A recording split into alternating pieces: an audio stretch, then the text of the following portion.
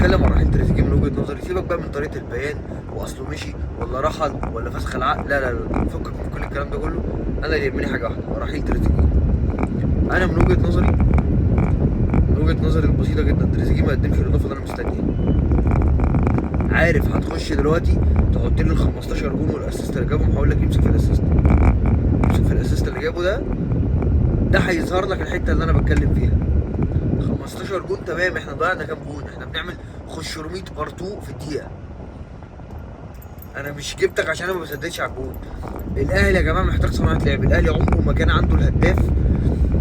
يعني ايه؟ احنا يا جماعه طول عمرنا ما عندناش الوان مان شو اللي هو بيدخل ده اللي شايل الفرقه على كتفه. عمرنا ما خدنا بطوله بالطريقه دي. كان عندنا بس كانت في مواسمنا اللي رايحه في داهيه.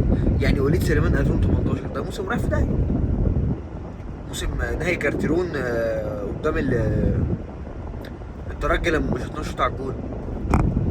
لكن التاريخ اثبت ان الاهلي يا جماعه نادي جماعي. الاهلي مش زي الزمالك مثلا، ممكن يطلع لاعب زي زيزو ويشيل الزمالك 3 مواسم. الاهلي ما عندوش الكلام ده. ممكن تبقى شايل الاهلي بنسبه بس معاك ناس تاني بتشيل.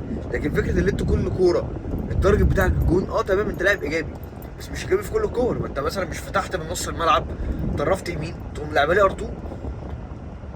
تريزيجيه ما قدمش الاضافه اللي انا مستنيها مقارنه بحاجات ياما، مقارنه بالقيمه التسويقيه بتاعت تريزيجيه، مقارنه باسم تريزيجيه، مقارنه بكل حاجه. لا هو بالنسبه لي محققش اللي انا كنت مستنيه منه خالص. بل بالعكس، انا شفت منه اول ماتش ليه ماتش انتر ميامي مشاكل طفل، يعني سوري في اللفظ طفل، مشاكل احنا بنسميها مشكله الدوري المصري.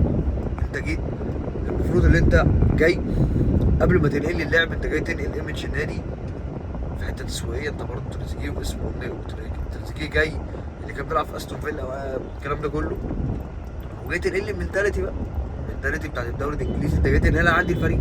انا ما شفتش من تريزيجيه منتاليتي توازي اي حاجه. انا شفته منتاليتي لاعب دوري مصري عادي جدا، بيتشتت، بيخرج من المباريات، مفيش اي فرق.